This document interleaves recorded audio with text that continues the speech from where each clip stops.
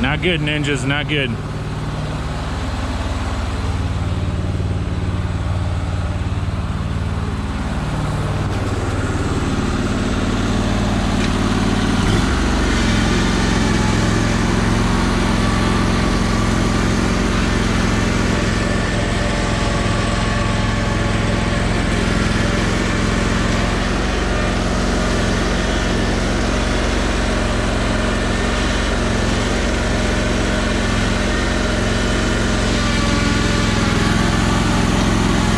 All right, ninjas, we just finished with this one. You guys have seen it before. Just figured I'd start the video, let you guys know we're out here knocking them out, aren't we? Knocking them out. We're knocking these out real quick with 3 of us. For example, on this yard, Jazzy James was mowing the back, I mowed the front, and Will did the trimming. The dirty little ninja did the trimming. We got to come up with a name for you. Maybe. No, it's not a maybe, it's a must. Well, let everyone decide on one. Yeah, everybody, down in the comment section, let me know. What would Will nickname be? Gotta have one, don't I? You never had anybody call you a nickname? No. Okay.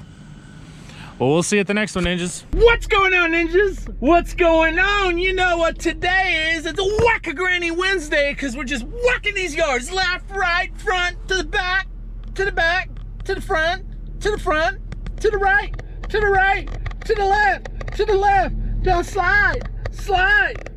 All right, that's weird. We're here taking care of this little granny yard across the street. You guys have seen it once. You guys seen it before. Seen it twice, maybe even 3 times.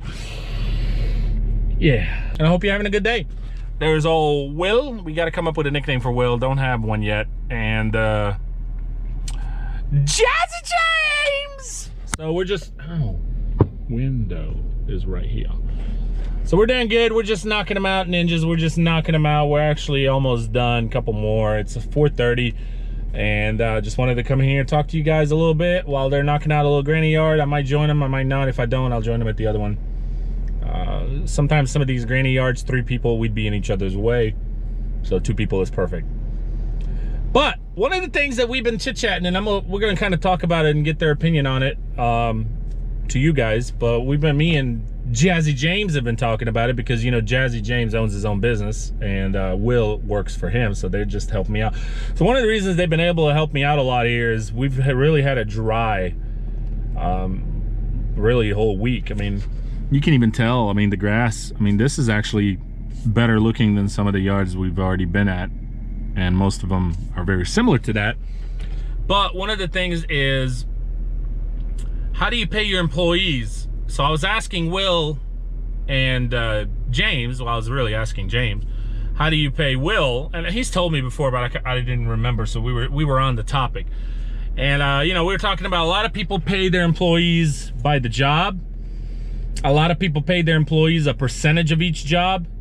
I know a lot of people pay their employees like $10 a yard.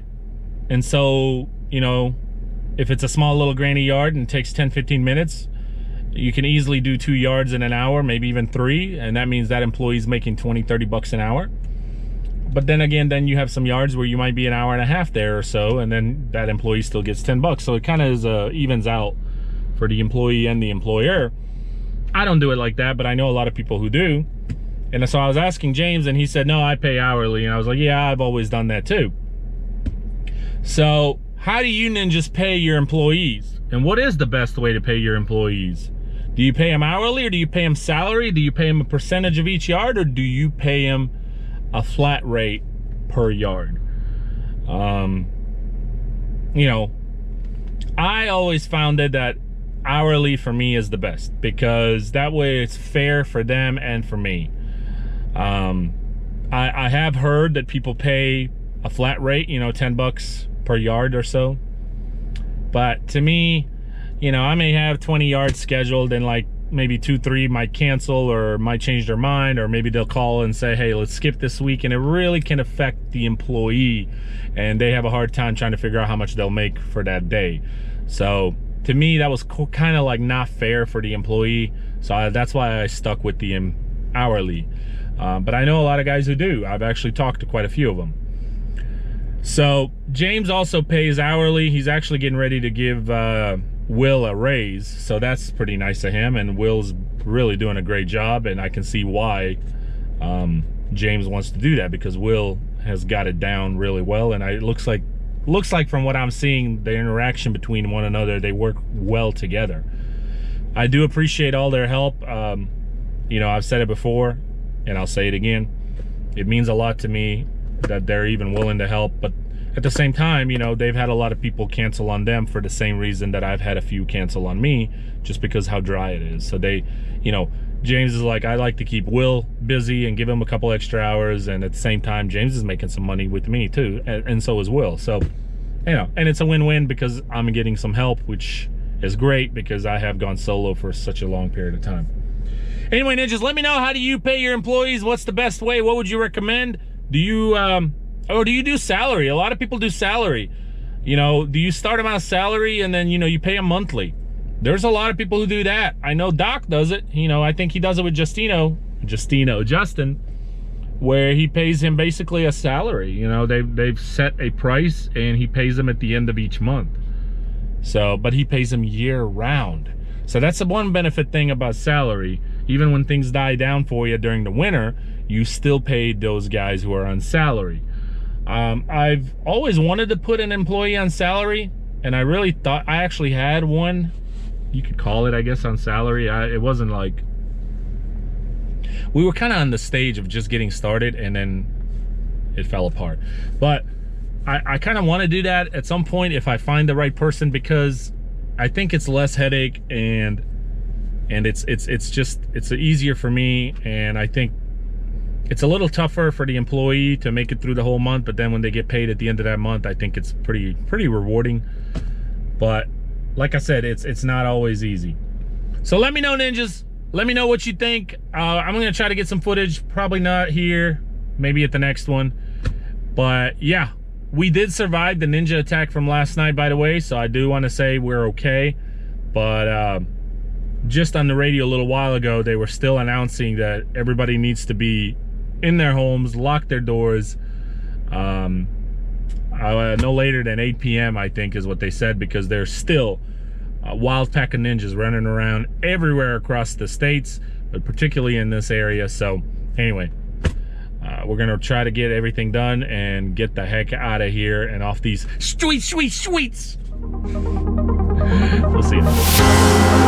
I rise just like a phoenix, born from the ashes. Jazzy James, he took care of the front right here with the Bumblebee, as you guys can see how it looks.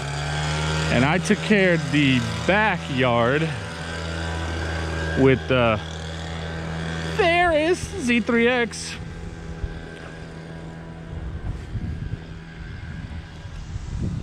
So I figured I'd show you that as well. And keep in mind, this particular customer of mine, some of you might remember, she likes the grass to be super low. Actually, she says she always argues with me if we can go even lower, and I tell her no. So this is at 3, and honestly, she'd probably like it around 2 inches, and I refuse. Customers out there, I gotta go pick up a payment. We'll talk here in a minute. Jazzy James mowing on the Farris Z3X. He's been begging me the whole time. Can I try it? Can I try it? I said, all right, come on.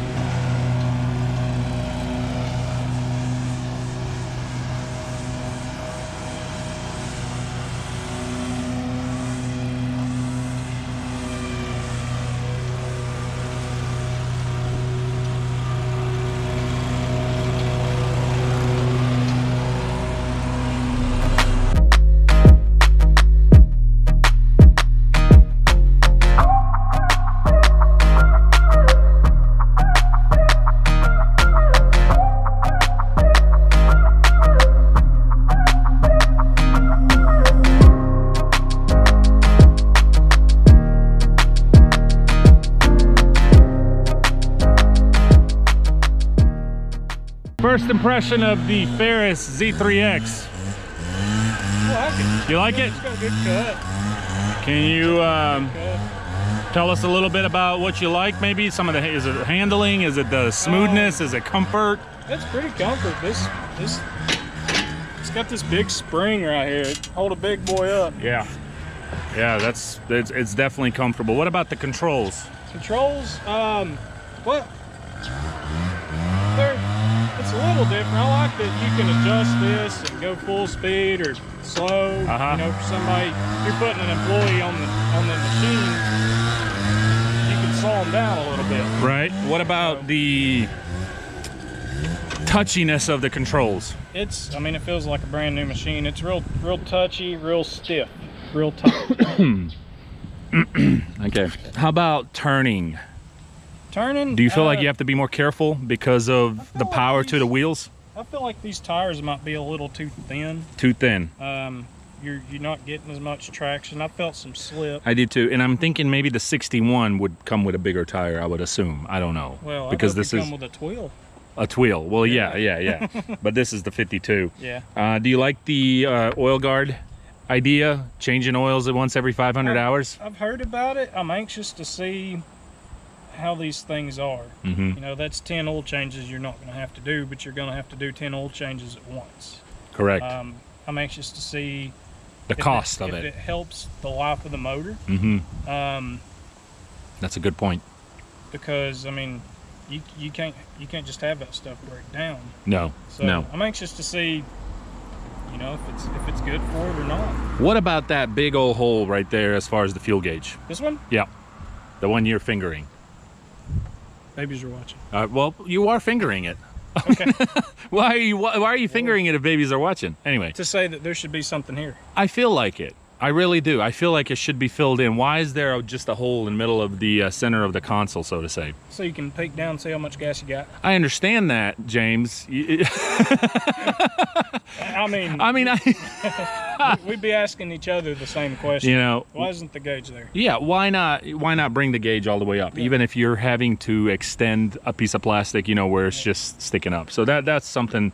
I'm glad there is a gauge. How do you feel about the fuel tank being centered instead of two side by side or next to each other, left and right? I think that's also what's throwing me off, James, with the compact. Yes. Two tanks. Right, I don't have two tanks right here, which makes me feel like I got to be more careful. It's wider. But then again, this seat has. I do like that.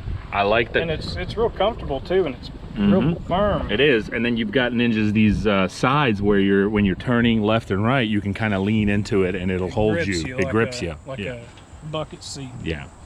So, you know, your other standards, they have the fuels on each side of the machine, but this one is centered and is holding 11 gallons, which is, I think, fairly decent for a stand-on. 11 gallons, that's not bad. And of course, ninjas, this does come with the Vanguard EFI 37 horsepower engine, which is the same as the Ninja mower. Quality cut, that's the most impressive that I feel like the ICD deck is closest to the Velocity deck, and I've always said the Velocity deck is one of the top. I mean, I've never denied that. I'm not a Scab fan, but the Velocity deck is on point. You're a Scab fan, but I feel like the ICD deck is so much like the Skags with their quality of cuts. Very close. I mean, it leaves a great cut. It leaves a great cut. All right, ninjas, we are here with Joe. Joe is a gentleman from Knoxville, and visiting down there with some friends, family, and we did a donation, as a lot of you know, about a month ago with me and Doc, and it was for St. Jude's Children's Hospital. And one of the things that Joe said is, hey, whatever the total amount is, we all know that YouTube takes 30% out, so whatever the total is that YouTube takes out, I will pay for that and donate that back towards, you know, St. Jude's for the children. So Joe, thank you so much. But I wanted, you know, and it was, by the way, I will show you, I just put it in the truck, the actual amount was over $800. And Joe, thank you so much on behalf of the Ninja Nation and also just for the children. But why did you do that? Well, Nick, did I make you? Because you made me. I'm a hater. Okay. So why did you do that, Joe? I don't look at it as a donation from me. I look at it as the young guy that called in and said he donated $1. Yes. That all of his dollars go into the cause, not just 70 cents of it. So I just wanted to make up. I understand why YouTube has to take a cut. I just don't like that high percentage. So I just want all the money that all the people wanted to go to the cause to go to the cause. And Joe's is this is his favorite charity. Absolutely. You've done this before, you said, and so when he, you know, saw the live stream and saw what we were doing, he really wanted to support that. So, Joe, thank you so much, man. You know, I'm looking forward to passing along all the money that we as the community have put together, and you know, it's just the fact that you put down the difference of what YouTube took out, which is pretty steep in both our opinions, but it is. But as I told you, I'm not married and I don't have any kids, so there's a little extra money laying around. Okay, all right. It's just amazing, man. It is just amazing. But I wanted to just record a short little clip and introduce Joe, and thank you for not only what you just did here for the children, but also for supporting us, the nation, the Ninja Nation, my channel, and a nice shirt, by the way. Yeah. And he didn't give this to me, I bought it last summer. Yeah, yeah, that's right. That's right, he did, because I remember you ordering it. So, Joe, thank you again, brother. Hey, means a lot. brother. And I look forward to maybe, yeah, nice to meet you too. Maybe doing something for the children Christmas time? Sounds good to me. Stay tuned. We'll see you.